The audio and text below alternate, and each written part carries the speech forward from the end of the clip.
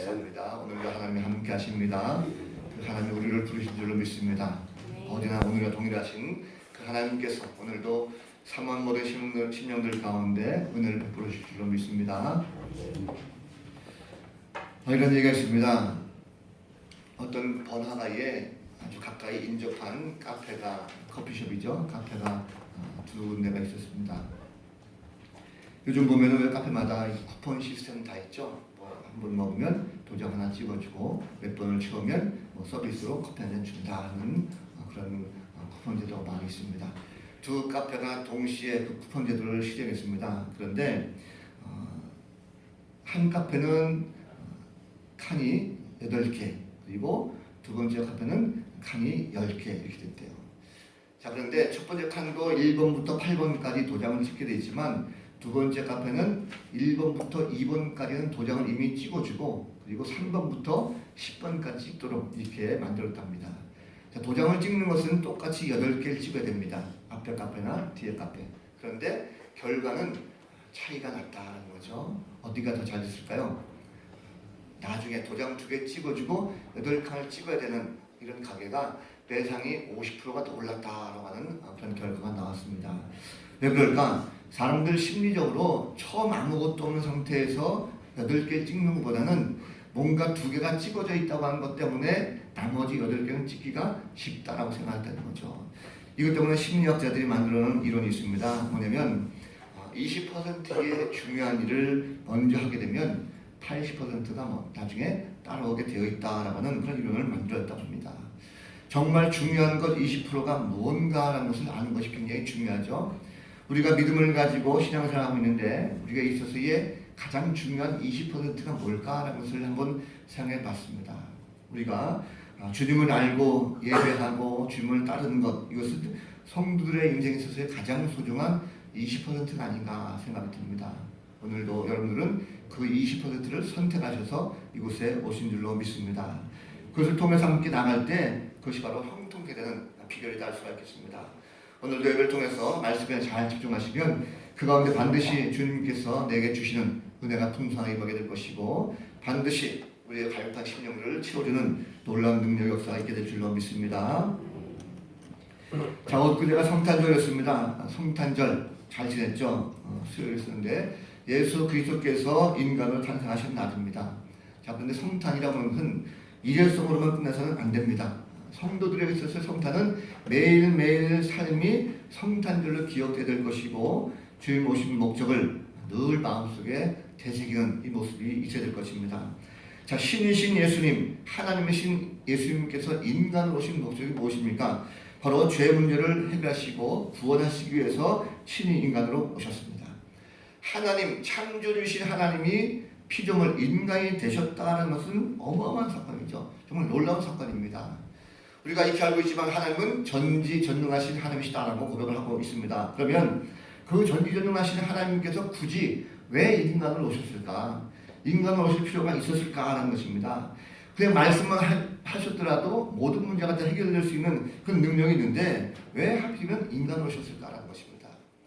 더욱이 이해가 안 가는 것은 설령 인간을 오셨다고 칩시다. 그렇다고 하면 왕이라든지 귀족이라든지 뭔가 권세 있는 자들의 그 가정에서 태어나가지고 뭔가 쉽게 행할 수 있는 이런 모습이 있어야 되는데 주님은 그렇지 못했죠. 가난한 목수의 아들로 태어나셨습니다. 그 제대로 대접을 받지 못했습니다. 그래도 저 이해할 수 있어요. 그래 좋습니다. 폭넓게 이해할 수 있죠. 그런데 왜 그런 주님이 오셔서 가난하게 오셨음에도 불구하고 또다시 시험을 당하시고 고난을 당하셨을까라는 것입니다. 하나님이 그 전능하신 하나님이 고난을 당했다. 이거 이해할 수가 있습니까? 우리 잘 이해하기 힘듭니다. 오늘 본문을 보면 예수님께서 하나님의 택한 자녀들 대신해서 고난을 당하셨다는 것에 대해서 초점이 맞춰져 있습니다. 마지막 18절 내용을 보면 예수 그리스도께서 고난을 당하셨기 때문에 우리를 도울 수 있다는 말씀하고 있어요. 자, 그가 시험을 받아 고난을 당하셨은즉 시험 받는 자들을 능히 도우실 수 있느니라 말씀하고 있죠. 자, 예수님은 본래 하나님이십니다. 그런데 하나님이 고난을 당했다라고 하니까 사람들은 쉽게 이해가 안 되는 거죠. 왜 하나님이 고난 당했을까? 하나님이 일부러 인간 되셨다. 그것도 부족해서 고난 당하셨다. 이건 잘 이해할 수가 없습니다. 자, 인간이라면 인간은 다 누구나 다 고난이라는 것을 당하게 되어 있습니다. 이건 당연한 거죠. 인간은 누구에든 다 시험과 고난이 찾아오게 되어 있습니다. 인생이라는 것을 들어보면 고난의 연속이다라고 써 있겠죠. 지금도 보면 주변에 얼마나 많은 분들이 고난 가운데 헤매고 있습니까? 크든 작든지 간에 다 고난이 있어요. 저나 여러분들이나 지금 다 고난을 맞이하고 있습니다. 물질 때문에, 금전적 문제 때문에 고난당하는 사람들이 얼마나 많습니까? 그리고 가정이라든지 혹은 직장이라든지 또 주변 사람 가운데 어려움을 겪는 건 참 많죠. 남편 때문에 싸우기도 하고, 아내 때문에 문제가 생기기도 하고, 자녀들 때문에 다투기도 하고, 속성의 경우가 얼마나 많습니까? 크든 작든지 간에 이런 것들이 다 우리에게는 하나의 시험거리고 고난거리가 된다는 거죠. 이 모든 것이 다 우리가 현재 겪고 있는 고난입니다. 그런데 결코 보면 이런 것들이 유쾌하지가 않죠. 나에게 어떤 크든 작든 간에 이런 문제가 생기게 되면 굉장히 마음속이 좀 우울합니다. 그런데 굳이 왜 예수님은 이런 고난을 당하셨을까라는 것입니다. 특별히 예수님의 고난이라는 것은 우리가 비교할 수 없는 아주 어마어마한 그런 고난이죠. 예수님의 고난에 대해서 우리가 많이 알고 있지만 다시 한번 좀 생각해 보시기 바랍니다. 그럼 예수님은 인간이 당할 수 있는 모든 고난에 대해서 정말 최고의 아주 극한 그런 고난을 당하셨어요. 어떤 고난 당하셨습니까? 주문 잡혀가셨을 때 가죽으로 만든 채찍, 찡이 박히는 채찍을 가지고 맞으셨어요. 한 번 맞을 때마다 그 살에서 찢겨 나가는 아픔이 있었습니다. 육체적인 고통이죠. 피가 튀었습니다. 어마어마한 고통 가운데 있었던 예수님, 당시 가장 참혹하다고 하는 십자가 형틀에 주님께서 못이 박히셨어요. 그럼 생각해보세요. 여기다 못을 박는다는 것이 얼마나 고통입니까?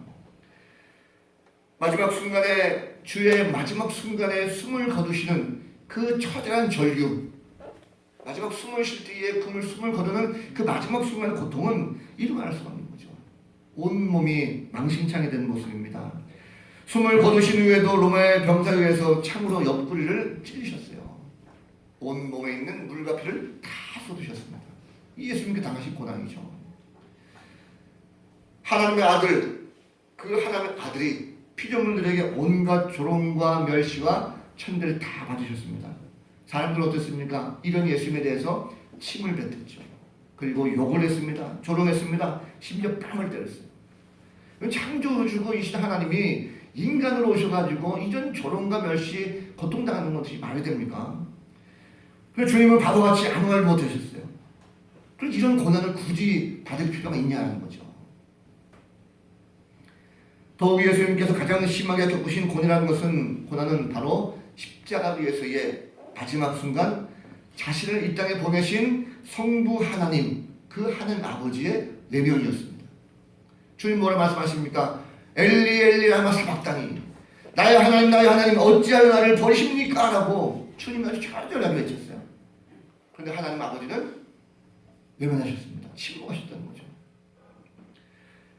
한 인간으로서 아무 능력도 없이 그저 평범한 인간으로 죽음을 맞이했습니다. 이러려고 하나님께서 인간으로 예수를 보내셨습니까? 예수님이 고난당한 것, 그게 우리와 무슨 상관이 있어요? 오늘 많은 사람들이 자신들이 당하고 있는 여러 시험과 고난에 대해서 굳이 예수님과 연결시키려고 하지 않고 있습니다. 인생을 살다 보면 어려움 닥치게 되죠. 이 어려움 닥칠 때 사람들은 내가 실수해서 그래, 내 잘못이야, 내가 뭔가 잘못 판단했어 라고 생각합니다. 예수님이 인류의 구원을 위해서 이 땅에 오신 메시아라고 하는 것, 이것을 깨닫지 못하게 되면 심한 고난이 올 때 결국 낙심과 절망 속으로 빠져서 헤어나지 못하게 되어 있습니다. 자, 히브리서가 오늘 말씀 본문인데, 히브리서 기록될 당시에는요, 외부적으로부터 오는 고난과 핍박이 엄청나게 많이 심했습니다. 당시 교회 성도들은 그리스도에 대한 믿음이 흔들렸어요. 아무래도 고난이 오게 되니까 도대체 예수님께서 뭐길래, 주님이 뭐길래 우리가 이렇게 믿어도 뭔가 해결이 안 돼라고 해서 주님에 대해서 의심이 생기기도 하고 믿음이 점점 후퇴되는 이런 모습이 있었습니다. 특별히 당시의 유대주의자들에 의해서 예수님은 그저 아무것도 아니야, 평범한 한 인간에 불과해, 그 인간이 그냥 십자가 달려 죽었어, 그러니까 그는 경배받을 자격도 못 되고 경배 대상 자체가 되지 않아, 예수 믿을 필요 없어 라고 하는 많은 유대자들이 성도들을 미혹하고 유혹한 걸 볼 수가 있습니다. 인간이라는 것은 죄로 말미암아 삶 자체가 고난입니다. 특별히 우리가 죽음이라고 하는 고난, 이것은 누구에게든 다 찾아오죠. 예수 그리스도가 이 땅에 인간에 오셨습니다. 왜 인간으로 오셔서 이렇게 고난당하시고 죽으셨는지 이것을 정밀하게 우리가 잘 이해하지 못하면 구원에 대해서 확신 얻지 못하고 신앙생활이 흔들리게 되어 있습니다. 자, 인간의 편협한 생각으로는 굳이 하나님이 인간 되셔서 이런 시험과 고난을 당하실 필요가 있을까? 아니야, 없을 거라고 생각할 수가 있습니다. 자, 그런데 예수 그리스도께서 친히 인간으로 오셨어요. 우리에게 찾아오셨고 참으로 그분의 인생 자체가 비참하고 아주 험한 시험는 그 고난을 당하셨습니다. 도대체 왜 그러셨을까라는 거죠. 왜 주님은 고난 당하셨을까? 그리스도의 고난과 우리는 어떤 관계가 있습니까? 라고 깊이 한번 생각할 필요가 있습니다. 오늘 근데 히브리서 기자는 말이죠. 10절 말씀 보니까 하나님께서 그리스도의 고난을 통해서 우리를 온전케 하기 위함이다 라고 말씀하고 있어요. 10절 말씀이 좀 어렵습니다. 그런데 표준 세번역 성경 보니까 좀 쉬운 말로 번역되어 있어요. 이렇게 되어 있습니다. 하나님께서는 택하신 많은 자녀들을 위해 가지고 그 자녀들을 하나님의 영광에 이끌어 들이시게 되는데 그 이끌어 들이실 때에 그들의 구원의 창시자를 고난 가운데 완전하게 하신다고 하는 이 말씀입니다. 그것이 당연하게 이루어질 것이다 라고 말씀하고 있어요. 이 말씀이 다소 어렵게 느낄 수 있겠지만 좀 더 쉬운 말로 풀어보면 그것입니다. 하나님께서는요 사랑하는 자녀들을 구원하시기 원하신다는 거예요. 그런데 구원하시기 원하시지만 이 사랑하는 자녀들이 죄와 사망의 굴레 가운데 헤매고 있다는 것입니다. 이들에게 자유를 주고 싶어하는 것이 바로 하나님의 마음이었어요. 그런데 인간은 그 죄의 굴레를 도저히 벗을 수가 없다는 것입니다. 그래서 하나님이 바라보는데 그 자녀들이 하나님의 영광의 자리, 구원의 자리에 나오지 못하고 있다는 것입니다. 그래서 예수님께서 구원의 창시자가 되었다라고 말씀하는 것은 다시 말하면 창시자라는 것은 선구자, 개척자, 앞장선자, 대장되신자 이런 뜻이 있어요. 주님께서 바로 우리의 구원의 창시자가 되신다는 것은 예수님께서 이 땅에 오셔서 친히 우리보다도 앞서서 고난을 받으셔야 우리가 온전하게 구원의 바늘에 설 수 있다는 뜻으로 해석할 수 있습니다. 이해가 되십니까? 다시 말하면 예수 그리스도의 고난을 받으신 이유가 바로 저와 여러분들을 많은 자녀들을 구원의 자리로 우리를 이끌기 위해서 친히 인간으로 오셔서 고난의 개척자가 선구자가 되셨다는 것입니다. 예수님은 우리에게 영적인 세대비를 주시기 위해서 십자가 고난을 당하셔야만 했습니다. 모든 만물을 창조하신 분이 세상을 다스리시고 운행하신 분이 인간으로 오셔서 조롱받고 멸시받고 거절당하고 배반당하고 죄인 취급받으면서 십자가에 죽으셔야만 했어요. 이보다 더 큰 고통이 없습니다. 하나님이 인간으로 오셔서 이 피조물을 위해서 친히 고통당하셨다. 그 이유가 바로 이 인간들을 구원하기 위해서 먼저 그 고통을 당하셔야만 우리가 구원받을 수 있기 때문에 주님이 친히 나오셨던 것입니다. 그분은 사랑하는 자녀들에게 새 생명을 주고 싶었어요. 온전하게 바로 해주기 위해서 기꺼이 십자가 고통을 지셨다는 것입니다. 예수님의 고난은 단순히 그분의 고난에 그치지 않습니다. 인류를 위한 구원의 첫 발자국입니다. 예수 그리스도의 고난을 아는 사람은 그분이 베푸신 구원의 기쁨을 그래서 알게 되는 것이고 누리게 되는 것입니다. 탤런트 가운데 김영호라는 분이 있어요. 혹시 아시는 분이 있을지 모르겠습니다. 저도 잘 몰라요. 근데 얼굴 보니까 저 사람이 김영호구나 라고 제가 알게 됐습니다. 주중에 이제 라디오 스타라고 하는 그런 프로그램에 이분이 나와가지고 같이 좌담하는 그런 프로인데 제가 그것을 본 것은 아니지만 인터넷에서 보니까 그분이 영상 조그맣게 병 때문에 종교까지 바꾸다니 뭐 이렇게 멘트가 돼 있어요. 그래서 이 사람이 왜 종교가 뭔데 바꿨을까 하고 잠깐 동영상을 제가 봤습니다. 자, 이분이 중요한 탤런트인데 사회자가 묻습니다. 당신 이번에 최근에 종교를 바꾸셨다고 하는데 맞습니까? 라고 그랬더니 이 김용란 탤런트가 맞습니다. 사회자가 물었어요. 당신 원래부터 불교 신자 아닙니까? 근데 뭘로 바꿨어요? 제가 기독교로 바꿨습니다. 왜 기독교로 바꿨습니까? 사실은 제가 병원에 갔는데 병원에서 암으로 이렇게 보인다라고 해서 검사를 다 하고 그리고 제가 생각하기에 보통 사람들이 뭔가 다급한 일이 생기게 되면 기도의 대상을 찾는데 자기가 생각해보니까 부처에게 기도하는 것보다 다른 사람들이 하나님 앞에 기도하면 잘 된다. 이게 하니까 자기도 하나님께 기도해보겠다라고 해서 종교를 바꿨답니다. 근데 재밌는 것은 뭐냐면 이 사람이 기도할 때 꿈에 예수님이 나타나셔서 십자가를 자기에게 주더라는 거예요. 그 깨고 나서 얼마나 기뻤는지 모릅니다. 야, 예수님 나에게 십자가 주셨으니 나는 병이 이제 나을 것이다 라는 그런 기대감을 가지고 병원에 갔대요. 병원에서 보니까 뜻밖에도 검사 결과가 더 안 좋게 나왔답니다. 암이 6종 암 확진 판정돼가지고 이제 굉장히 위험한 암의 종양이 굉장히 크게 된 이런 상황이 됐대요. 자, 자기가 꿈에서 하나님을 만나고 예수님의 십자가를 받았습니다. 병이 나을 줄 알았대요. 고난이 찾아왔습니다. 그런데 뭔가 해결될 줄 알았더니 문제가 더 심각해진 거예요. 그래서 하나 원망했지만 어떡할까 고민하다가 또 꿈을 꿨는데 또다시 예수님께서 십자가를 또 주시다는 거죠. 그래서 자기가 놀라가지고 다시 한번 또 병원에 가서 또 다시 검사했답니다. 그런데 이분이 판정받은 암이 6종암이었어요. 6종암이 뭔지 아십니까? 우리 올해 초에 세상을 떠나신 우리 윤경환 권사님이 바로 6종암으로 세상을 떠나셨죠. 이 암덩어리는요, 어느 한 곳에 있는 것이 아니라 온몸 각종 장기에 가면 갈수록 다 붙어서 전이 되기가 가장 좋은 그 암이 바로 6종암이라는 것입니다. 뼈에도 붙기도 하고 신장에 붙기도 하고 췌장에 붙기도 하고 이런 암세포가 어디에 붙으면 이게 전이가 되면 도저히 살 가망성이 없다는 거죠.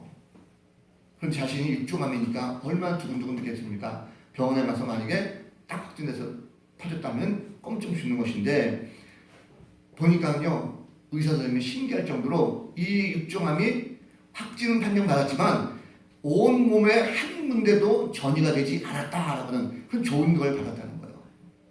자신이 너무나 감사해서 지금도 새벽마다 교회 가고 하나님 앞에 예배한다라고 하는 그런 말을 합니다. 그가 이렇게 고백했습니다. 내 인생 가운데 있어서 가장 큰 나의 삶의 변화는 내가 고난 가운데 있을 때 예수를 영접하게 된 것, 이것이 나의 가장 인생의 터닝포인트가 됐다라고 그가 고백했어요. 방송이라서 그가 종교 얘기를 자세히 안 하지만 저는 그 사람이 왜 주님을 찾았을까? 평생 불교를 믿던 사람이 왜 주님을 찾았을까라고 곰곰이 생각해봤습니다. 저는 한 가지 결론을 내렸어요. 그분이 주의 십자가를 받았다는 거죠. 십자가는 무엇입니까? 십자가는 예수님의 고난입니다. 십자가 예수를 고난 가운데 받으신 그 모습을 알았을 때에 주님이 직접 고통당하시고 고난당하신 그를 몸소 그가 경험하고 알기 때문에 바로 예수님을 영접할 수가 있었던 거죠. 주님은 우리의 고난을 모르는 것이 아닙니다. 잘 알고 계십니다. 직접 고통을 당하셨고 몸으로 체험하셨어요. 그렇기 때문에 우리 고난을 잘 아는 거죠. 그런 주님이 우리를 위로해 주시는 것입니다. 감싸 안아주시고 보듬어 주십니다. 여러분 우리는 연약한 존재입니다. 스스로 아무 힘이 없어요. 그런데 우리의 모든 고난이라고 하는 것 작은 고난이라고 한다면 쉽게 이길 수가 있겠지만 엄청난 큰 고난에 납속게 되면 내 힘으로 할 수가 없습니다. 그런데 우리보다도 먼저 앞장서서 고난을 당하신 그 주님이 직접 우리에게 찾아오셔서 우리를 감싸 안아주시고 붙들어주신다고 하는 이 사실 때문에 우리의 힘을 얻을 수가 있다는 것입니다. 주님은 우리가 이길 수 있도록 안전하게 세우십니다. 여러분 주님이 인간으로 오셔서 고난당하신 것은요 우리를 온전하게 완전하게 만드시기 위한 사실을 꼭 기억하시기 바랍니다. 혹시라도 내가 지금 현재 고난의 현장 속에 있다고 하면 우리를 완전하게 하시는 그 주의 은혜를 다시 한번 기억하시고 주님만 의지할 수 있는 귀한 성도들 되시기를 주님의 이름으로 간절히 축원합니다. 자 이제 예수 그리스도의 십자가의 고난을 깨닫고 그 보혈을 통해서 믿음으로 말미암아 구원받은 성도들이 있습니다. 그 성도들에게 주님이 부르시는 호칭이 있어요. 바로 형제다라고 부르고 있습니다. 12절 말씀 보면 주님께서 형제를 부르시기를 부끄러워하지 아니한다라고 말씀하고 있습니다. 이 말씀은 예수님과 성도는 한 형제다라는 것을 말씀하는 거죠. 더 자세히 설명하면 하나님을 한 아버지로 둔 형제가 된다는 것입니다. 그래서 성도들은요 예수님의 십자가 사건을 통해서 하나님의 양자로 입양된 사람들입니다. 로마서 8장 15절 말씀 보면 너희는 다시 무수한 종의 영을 받지 아니하고 양자의 영을 받았으므로 우리가 아빠 아버지라고 부르짖느니라 말씀하고 있습니다. 그래서 하나님은요 예수님과 우리 성도들의 아버지시고 예수님은 우리의 형제이십니다. 말하자면 우리의 맏형이죠. 자 그런데 조심할 것은 있습니다. 뭐냐면 이런 사실에도 불구하고 우리가 예수님을 내 형님 이렇게 보면 안 된다는 거죠. 왜 그렇습니까? 그분은 우리의 구원주시고 우리를 온전히 하신 분이 바로 예수 그리스도 주님이십니다. 그렇기 때문에 우리가 그분 앞에서 건방지게 형님 할 수가 없는 거예요. 말씀을 자세히 보면 예수님을 믿고 자녀가 되는 권세를 얻었지만 그분은 우리를 온전히 하신 분이십니다. 그래서 11절 말씀 보면 주님께서 그렇게 부르시는 것은 자신을 낮추시고 겸손한 은혜 가운데 우리를 형제라고 불러주시는 거예요. 말씀을 자세히 보십시오. 11절 하반절 보면 주님은 우리를 형제라 부르시기를 부끄러워하지 아니했다 말씀합니다. 이 표현은 주님과 내가 동등자의 표현이 아니라는 거죠. 다시 말하면 주님과 우리가 동등한 형제의 관계로 간다면 형제라 부르셨다 이럴 텐데 이 말씀을 보면 형제라 부르는 것에 대해서 부끄러워하지 않았다는 거죠. 주님은 낮추시고 우리를 그냥 형제로 여겨주시는, 형제로 그렇게 생각하고 계시다는 것입니다. 참으로 중요한 것이죠. 그렇습니다. 우리는 주님과 형제를 할 수 없는, 할 수라고 있는 아무런 조건이 없습니다. 그런데 주님이 우리를 형제의 위치로 관심을 가져주시는 거예요. 이런 얘기 있습니다. 어떤 사람이 아주 멋지고 아주 고급스러운 자전거를 하나 가지고 있었어요. 그런데 길을 가는 어떤 꼬마아이가 그 자전거를 유심히 보면서 굉장히 부러워하더라는 거죠. 이 아이가 이 아저씨한테 물었답니다. 아저씨, 이 자전거 꽤 비싸게 주고 사셨죠? 라고 물었대요. 근데 이 아저씨가 하는 말이 아니야. 이 자전거는 꽤 비싼 건 맞지만 이 자전거는 내가 산 것이 아니고 내 형님이, 우리 형님이 나에게 준 거야 라고 이 아이에게 말했어요. 그때 이 아이가 쭈삣쭈삣하더니 나도 라고 하는, 나도 하면서 끝말을 흘리더라는 거죠. 자, 이 아저씨 자전거 주인은 이 소년이 나도 하는 그런 말 끝에 어떤 뉘앙스를 받았냐면 나도 아저씨처럼 좋은 형님이 계셔서 나에게 이런 자전거를 좀 주셨으면 좋겠다 라고 하는 그런 마음을 가지고 받답니다. 그런데 뜻밖의 이 아이가 하는 말은 뭐냐면 나도 그런 형이 되었으면 좋겠어요. 지금 우리 집에는 심장이 약한 내 동생이 있는데 그 애는 조금만 뛰어도 숨이 헐떡거려요. 나도 내 동생에게 이런 멋진 자전거를 줄 수 있는 형이 되고 싶어요 라고 하는 이 아이의 자그마한 고백을 들었다는 것입니다. 이 말씀 무슨 말씀일까요? 우리가 주님이 우리를 보는 시각이 바로 그런 거죠. 내가 주님을 먼저 생각하는 것이 아니라 주님이 먼저 우리를 생각해 주십니다. 한 형제로, 한 자매로 우리를 여겨주신다는 거죠.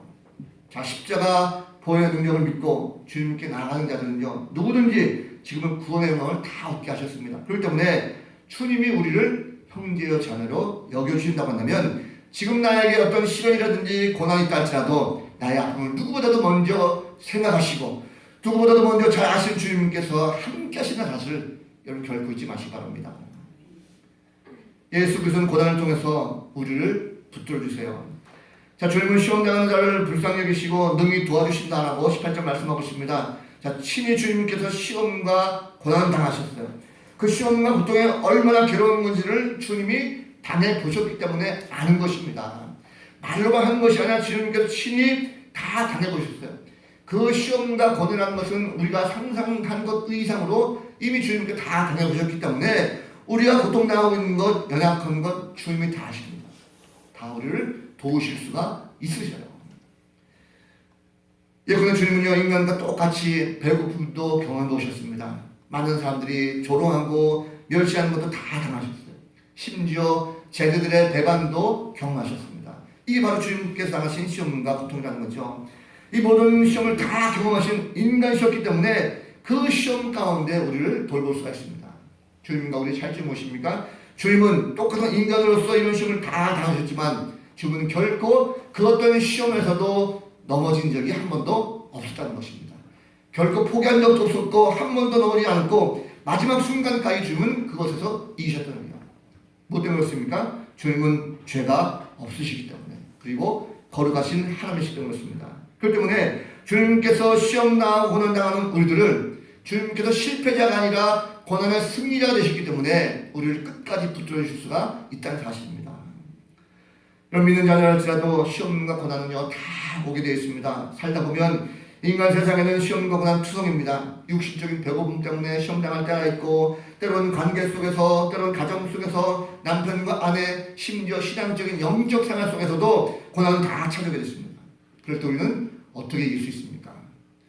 우리 연약한 마음 때문에 우리는 시험과 고난에 닥쳐오게 되면 흔들리게 되고 갈등하게 되고 쓸 때가 참으로 많습니다. 그런데 우리가 이런 모든 시험과 고난을 잘 통과하시고 승리하신 그 주님이 나를 붙잡고 계신다는 것을 우리가 알고 그 주님을 의지하게 된다면 주님은 우리를 넉넉하게 그 가운데서도 빼어내시고 우리를 승리케 하실 줄로 믿습니다.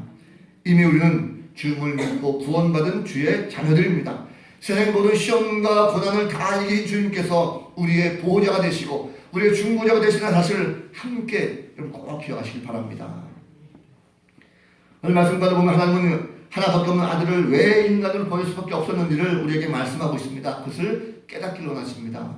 예수 그리스도의 고난을 통해서 성도들이 다 온전하게 세워지기를 원하십니다. 하나님은 사랑의 하나님이십니다. 단순히 그냥 말로 하는 것이 아니라 인류 구원을 위해서 친히 인간으로 탄생하신 바로 사랑의 하나님이십니다. 예수님은 하나님의 독생자를 땅에 오셨습니다. 똑같은 인간으로 오신 주님은 우리보다 더 훨씬 많은 고난과 시험을 당하시고도 이기셨어요. 심지어 인간의 마지막 큰 고통, 죽음까지도 주님은 다 이기셨습니다. 그 주님이 오늘 이 순간에도 우리를 한 형제요, 한 자매로 붙들고 계세요. 지금도 우리를 수월함에서 건져주시고자 붙들고 계십니다. 주님께서 이 땅에 오실 때 십자가의 고난이 있다는 것을 모르고 오셨을까요? 아닙니다. 다 알고 그러나 인간이 당할 수 있는 모든 고난을 철저하게 당하신 분이십니다. 그럼에도 불구하고 오셔서 이기셨어요. 이런 고난은 누구나 다 찾아옵니다. 세상 살다 보면 크고 작은 시험거리 많이 생기죠. 그때 믿지 않는 사람들 어떡합니까? 믿지 않는 사람들은 고난 앞에서 한없이 초라해지고 또 자가심을 느낍니다. 그런데 구원받은 백성들을 할지라도 예외는 아니죠. 그러나 그 시험거리가 똑같이 찾아온다 할지라도 믿음의 자녀들은 우리의 대장 되신 예수 그리스도, 우리의 모든 고난보다도 앞장서서 다 치유하신 그 주님이 나의 고난을 담당하고 계신다는 사실을 우리가 안다면 우리는 결코 그것에 대해서 낙심할 필요가 없습니다. 구원은 확신하게 될 때에 고난을 이기게 되었습니다. 어떤 시련이 와도 그것에 넘어지지 않습니다. 인간들의 고난이 없다면 구원의 감격도 느낄 수가 없을 것입니다. 시험과 환난이 내게 없다고 한다면 승리의 기쁨도 누릴 수가 없을 것입니다. 그런데 그리스도께서 찾아오셔서 고난이라는 것을 우리 가운데 주셨고 깨닫게 하시고 그리고 그 고난을 알고 이기는 성도는 고난이 고난으로 그치는 것이 아니라 내게 유익이 됐다는 사실을 고백할 수가 있습니다. 예수님은 구원의 중보자 되십니다. 고난과 아픔이 닿을지라도 우리 대신 고난의 짐을 대주쳐 주시는 거예요. 하나님께서는 메시아이신 주님은 친히 인간을 보내셔서 온갖 고초와 시험을 다 체험케 하셨어요. 그리고 모든 고난과 심지어 죽음까지도 이기신 그 주님을 통해서 우리를 도와주도록 명령하셨습니다. 고대 확신을 가진 성도는 어떤 고난이 와도 결코 두려워하지 않습니다. 모든 고난과 죽음을 이기신 그리고 부활하신 주님이 내 마음을 누구보다도 잘 알고 계세요. 모든 고난과 죽음을 이기시는 부활하신 주님이 시험과 환난이 몰려온다 할지라도 우리는 결코 뒤로 물러설 수가 없습니다. 왜 그렇습니까? 주님이 도와주시니까, 나를 붙들고 계시니까. 잠시 동안 고난 순간이 있다 할지라도 이것은 쉽게 지나갈 수 있습니다. 영원한 생명의 나라, 천국을 꿈꾸고 약속받았기 때문에 더 큰 소망이 생기게 된다는 거죠. 예수 그리스도 오심을 알고 구원의 확신을 가진 성도는 더 이상 고난에 대해서 근심하지 않습니다. 예수를 모르는 사람들은 여전히 고난의 무게 가운데 감당하지 못하지만 구원받은 성도라고 한다면 그 짐을 주님께서 져주시기 때문에 주님께 맡기만 하면 되는 거라. 오늘 이 시간 말씀 듣는 성도들도 아마 여러 가지 고난 가운데 걱정하는 짐 가운데 있을 수 있습니다. 그러나 우리는 이미 구원의 바늘에 섰다는 사실을 기억하시기 바랍니다. 결코 시험이나 고난 따위에 뒤로 물러서지 마시고 더욱더 담대하게 믿음을 가지고 앞으로 나가는 성도가 될 줄로 믿습니다. 그럴 때 주님께서 역사하시는 거예요. 사랑하는 성도 여러분, 예수 그리스도가 마리아의 몸을 통해서 2000년 전 세상에 오신 날 바로 성탄절입니다. 며칠 전 우리가 성탄절을 보냈지만 아직도 절기상으로는 성탄절 절기입니다. 단 하루 아니면 몇 주간이 아니라 우리는 1년 내내 우리 삶 전체가 성탄절기, 주님께서 오신 목적을 바로 알고 그 고난과 시험에 우리가 동참하고 있다는 사실을 결코 잊어서는 안 될 것입니다. 왜 그렇습니까?